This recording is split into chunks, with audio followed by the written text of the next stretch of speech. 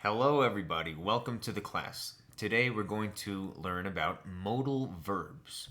We're going to see 7 different areas in which we use modal verbs. Which modal verbs do we use in each area? Let's start with the first one.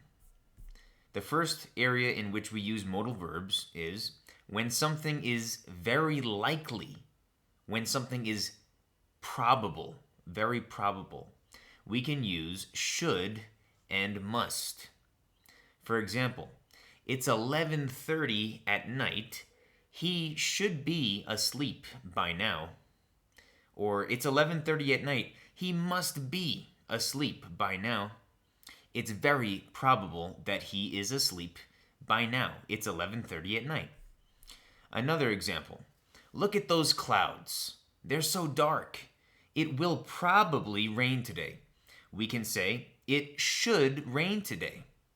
Or, it must be that it's gonna rain today. Another example.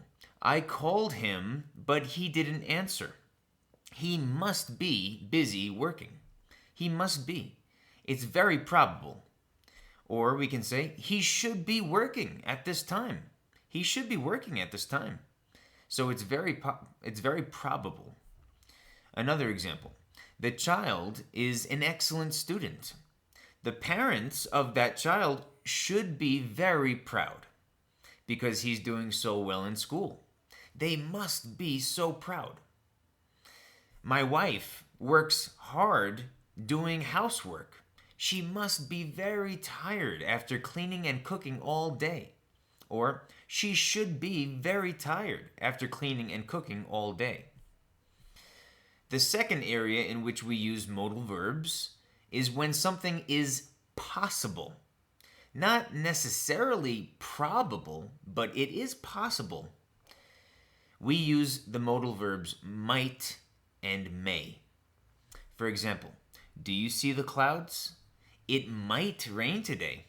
Although I didn't hear the weather forecast, but it looks like it may rain today. You see, might and may. It might rain today. It may rain today. I had a big breakfast this morning, but I might be hungry at 12 o'clock for lunch. I had a big breakfast this morning, but I may be hungry later. It's possible. It's possible. I was invited to go to the movie theater. I might go to the movies if I finish my homework before 5 o'clock. Or I may go to the movies if I finish my housework. Might and may for possible situations. Things that are possible to happen. For example, I'm not feeling well. I might go to the doctor if I'm not feeling better by tomorrow. Or I may go to the doctor. I may. It's possible. Is it probable? Maybe not. We can also use the modal verb could when a situation is possible, but perhaps not likely. It's possible, but probably not going to happen. Your friend isn't answering his phone. I guess he could be sleeping, but it's 1 o'clock in the afternoon, so I doubt it. So he could be sleeping. It's possible, but not likely. We're arranging a party 2 months in advance. Should we have our party indoors or outdoors? Well, it could rain, so it might be better to have the party indoors, right? It could rain. It's possible. We are shopping online for a computer. The computer could stop working after we receive it, so let's buy insurance for it. It could stop working. Is it likely to stop working? I don't know, but there is a chance. So maybe we should buy insurance for it. Okay, the third situation in which we use modal verbs is when we are asking permission. May is a formal modal verb in this case. So, may I go to the bathroom? May I have the paperwork for this project? May I use your computer? Mine isn't working. So, this is the formal way to ask permission. But in the modern day, now in these days that we live in, we use other modal verbs like can. Can I go to the bathroom? That's acceptable in our modern day. Can I have the paperwork for this project? Can I use your computer? You see, we don't have to use may. We can use can. We could even use could. Could I go to the bathroom? Could I sit here? Could I cook dinner for you? You see, may, can, or could can all be used in the situation where we're asking for permission. The fourth situation in which we can use modal verbs is when we are making a request. For example, we can use the word would. We could also use could or can. Would you turn that music down? Would you please wait 10 more minutes?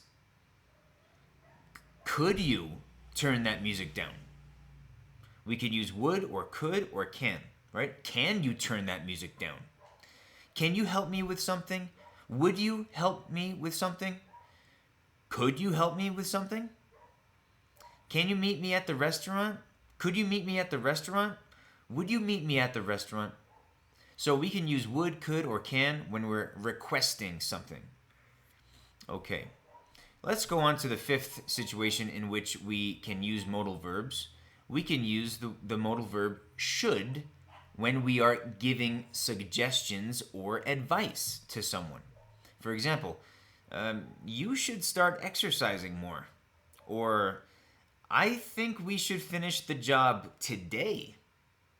Or, you should try to improve your pronunciation.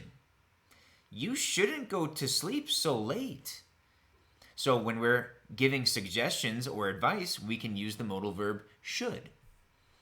The sixth situation in which we can use modal verbs is when we are commanding someone. We are telling someone to do something.